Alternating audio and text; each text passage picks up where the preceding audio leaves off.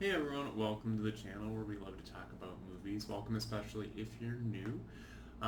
So I actually had, this is I think my second review that I've posted in a while, and I did the last one kind of rushed, but just wanted to kind of acknowledge I'm in a new location now, so the background has kind of changed as you may or may not have noticed. But I've got, yeah, kind of a new wall, a bigger wall up and behind me and back of me with a variety of steel books and that sort of a thing to show off the movies that I love and especially the ones that come with really cool artwork. So, um, yeah. But anyway, so I'm in an apartment now. Moved across the country a few months ago, and have been pretty busy with life. That's why we've kind of seen a slowdown in the reviews, but. We'll see. I'm kind of leaning towards maybe getting back into doing about like one review a week. But anyway, today we're here to talk about Inside Out 2. I saw this last weekend. It's just been a busy week, and I had a little bit of time today, so I was like, oh, I'll record a review. So yeah, this was I think this might be my second favorite film of the year. We'll just jump right. Generally speaking, I talk in spoilers, so I'll give like overall. I think this is a great film. I highly recommend it. I think it's definitely worth going out to see. I was very happy to see that it did very well its opening weekend at the box office. So I think it had the second biggest opening weekend for an animated film ever, and it was the biggest opening since Barbie last year.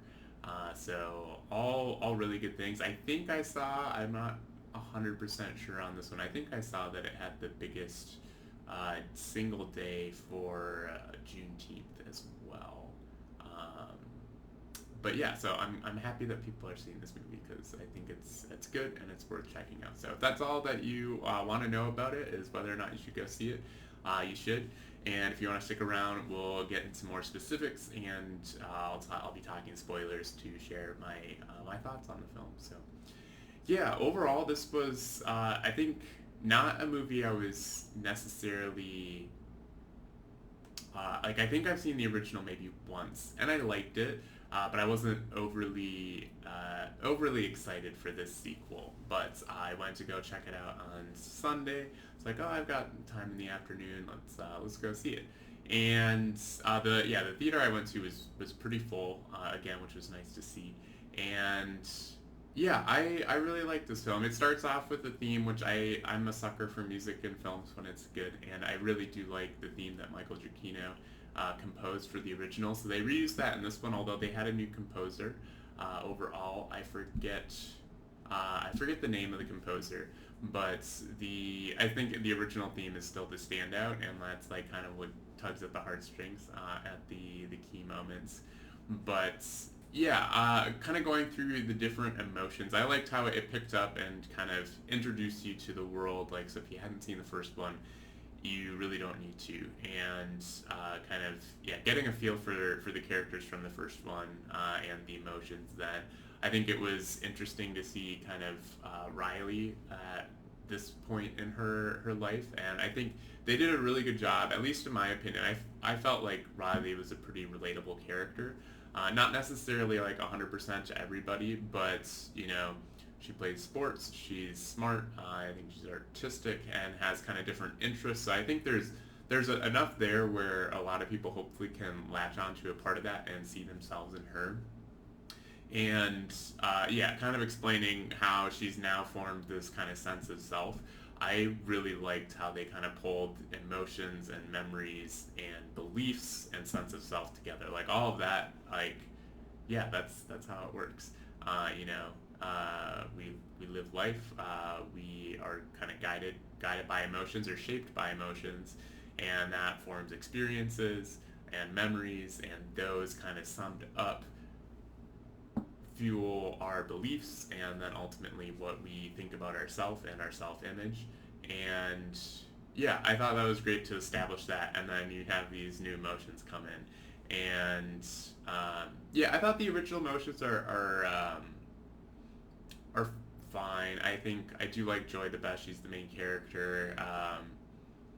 I liked how they kind of all worked together throughout the initial hockey game, because yeah, that's kind of pulling on a variety of emotions in that sort of a setting. But what I also really liked that they established early on was like her friendship with her two other friends, and that was just something that was, I think, really pure at its heart. And yeah, and like it didn't require a whole lot of time. I think what they showed us showed that that was a real friendship between them, and just like those key moments where it's formed, where her one friend like spills her jar of change in front of the whole class and everyone's laughing, but then Riley goes and helps her pick it up, and like it's little things like that where that's all it takes. Like that's the spark that turns into a lifelong friendship, and yeah, and that's a testament to who Riley is, and that's somebody who's not just gonna sit there and let somebody be laughed at in front of a classroom of people. But yeah, then you have all the new emotions. I definitely liked anxiety the best. I thought that was probably the standout character of the film. I thought embarrassment was pretty good as well. I thought it was interesting how their embarrassment was just kind of complicit and not doing a whole lot, just like here and there. But then ultimately, in some cases, does the right thing. Like embarrassment doesn't just mean not doing like what you like. It doesn't mean refraining from things because what will people think. It can also be embarrassment of like I'd be embarrassed to just in the case of Riley, I think this maybe kind of came up there. Like it was probably embarrassing for her to just sit in her desk while this person was being laughed at and like having picked up like having dropped her jar of change. And so like embarrassment can actually cause us to do the right thing when we're embarrassed by like a negative results. And yeah, so like I do love how the movie captures kind of the good and kind of the positive and negative sides of emotions. Like not all emotions are bad, not all of them are good. They have their appropriate use, and sometimes if it kind of goes outside of that, and I think this was best realized with anxiety, where like anxiety is a good thing. It helps us kind of look at the future and plan, and especially thinking about like what like when it's focused on positive things, it's a really good thing. But where we struggle as humans is letting it run rampant, focusing on all the negative outcomes, and that's where you can just kind of spiral as we see it in the film. So I really liked that. Like it wasn't that anxiety was the villain, where it was like they needed to.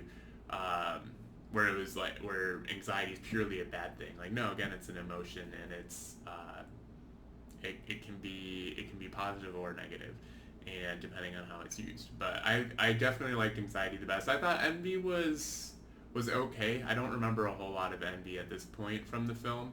Ennui I think was really well done, and yeah, like that's a good emotion to channel in general, and that's one that I think we all have.